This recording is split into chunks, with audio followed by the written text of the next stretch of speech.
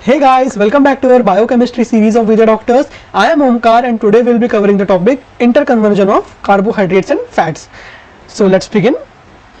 Whenever we eat food which is rich in carbohydrates, what happens in our intestines is this carbohydrates gets broken down into easily absorbable forms called as monosaccharides, for example glucose. So it will get absorbed in the blood and then it will enter the tissues.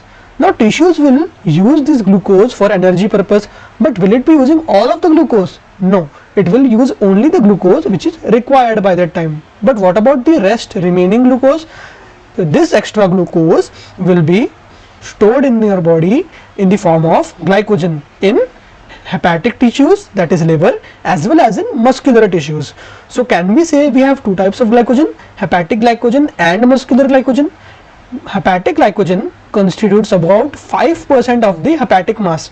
What is the weight of liver? It is around 1.5 kilograms and 5% of 1.5 will make it around 75 grams, right? Whereas the muscular glycogen constitutes only about 1 to 2% of its mass. But we all know the fact that muscles are present everywhere in the body. So even 1 to 2% of the muscular mass will be much greater than the 5% of hepatic mass, right? So here it is 250 grams.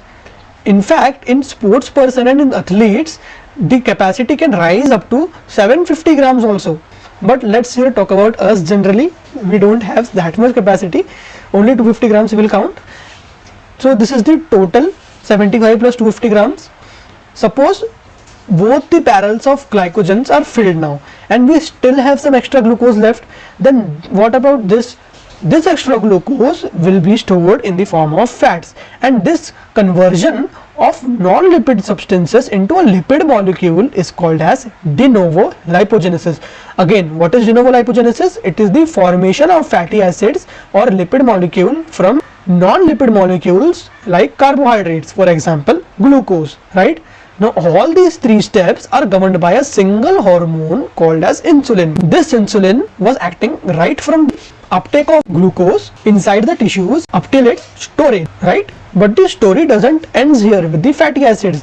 What happens next is they are accommodated with the glycerol molecules and forms triacyl glycerol, which is nothing but this structure. So glycerol having 3 carbons, each carbon is associated with an acyl chain. What is acyl chain? It is the second name for fatty acid. So 3 fatty acids attached to all the 3 carbons of glycerol makes it a triacyl glycerol. And where are these triacyl glycerol stored? In which tissues? In adipose tissues, right? In adipocytes. But this was the scenario when we had extra glucose in blood and tissues. Let's talk about the opposite scenario when the blood glucose levels are dropped and the tissues need energy now. So here the role of glucagon will come in play, and glucagon will stimulate glycogenolysis. Hence glycogen will be broken down into glucose 6-phosphate first and then glucose, which will be released into the bloodstream. But the catch here is that only hepatic glycogen is able to convert completely into the glucose and not muscular glycogen. Why? Because muscular glycogen lacks an enzyme called as glucose 6-phosphatase, which is necessary for this conversion. So you can say that muscles are quite selfish here. They want to use this entire 250 grams of glycogen for themselves and they don't want to share it with the blood. So blood has only 75 grams of glycogen for use, though it is enough to maintain the baseline of blood glucose for about 12 to 18 hours, right? This was the condition when the body was at rest. What if the person is doing exercise or intense workout? At that time triacyl glycerols are broken down back to fatty acids. This process is called as lipolysis, and by oxidation of fatty acids we can yield 4 times more energy, right? 4 times more than glucose. But we must remember one point here, that fatty acids are never converted back to glucose. We have discussed this in previous class also. There are some conditions for it. Firstly, the odd chain fatty acids are the only fatty acids which are metabolically possible to convert it into glucose, and odd chain fatty acids are very less in our body, only about 5 to 10%. Still, I will show you the steps. Odd chain fatty acids get broken down into 3 carbon propional CoA. what usually happens is there is even chain fatty acid which is getting converted to a 2-carbon acetyl CoA, but here propenyl CoA will be formed, which is a 3-carbon compound, and it will get converted to succinyl CoA. This succinyl CoA will, by a series of reactions, form glucose. But this entire process is an expensive process.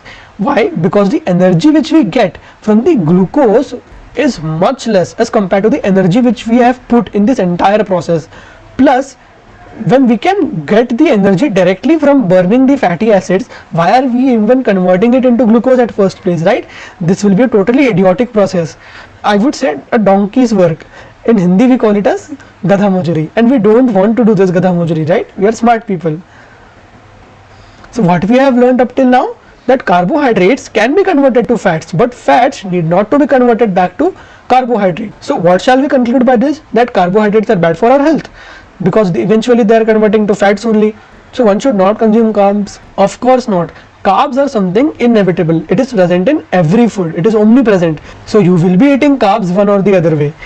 Plus, carbs are the primary source of energy for your body. So your body needs carbs in any ways. Then what's the solution to it? Our body wants to use carbs, but we also don't want it to get converted to fats. The solution is simple. Go for good carbs. We have such concept as good and bad carbs. What are good carbs? These are those carbs which contains fibers. For example, whole grains. What does these fibers do? They help to digest the carbs slowly. But what benefit will it do to us? The benefit is that the glucose will be formed very slowly, and the rate of absorption will also be slow. Hence, we won't be having any extra glucose in the tissues for getting converted to fats, right? Whereas if you see the bad carbs, they are those refined carbohydrates whose fibers have been removed, and hence as a result they digest very quickly, and there is a huge surge of glucose in the blood. And if the glucose is high in blood, the tissues will get extra glucose, which will be converted to fat, which we don't want. Hence, going for good carbs will be the best option. Here's a list of good and bad carbs. Fruits, vegetables, sweet potatoes and millets, oats, brown rice, whole wheat bread. These are some good carbs which are recommended to be consumed. Whereas these are the renowned candidates which we have daily, like pizza, noodles, pizza, burger and cookies, cakes, cola, white bread and white rice. It is the staple food in India, right? So we consume daily these things. Whereas what should we be consuming daily? Good carbs. Anyways, I would like to show you a short animation of how bad and good carbs gets digested in our intestines. First, have a look on bad carbs. Here it goes.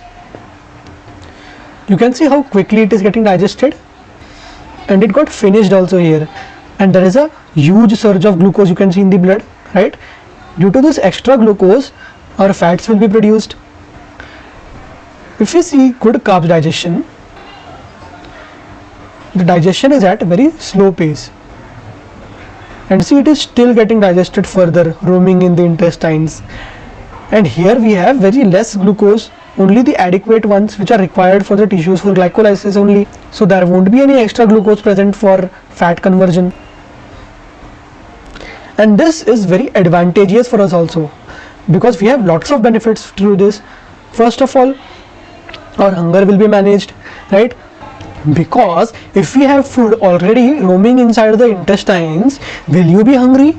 No, you won't be hungry for next 3 to 4 hours when the food is already present in your gut, right? So your hunger will be managed, and you will be safe from diabetes. Why? Because there is no surge of heavy glucose, so there won't be any stress on insulin, and if insulin is safe, then we are safe from diabetes also. Then what else?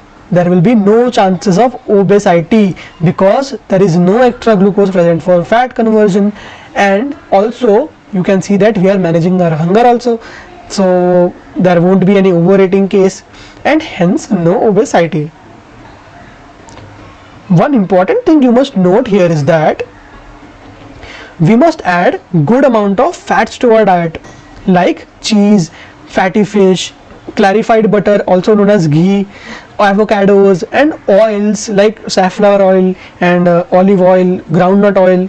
These are all good for our health.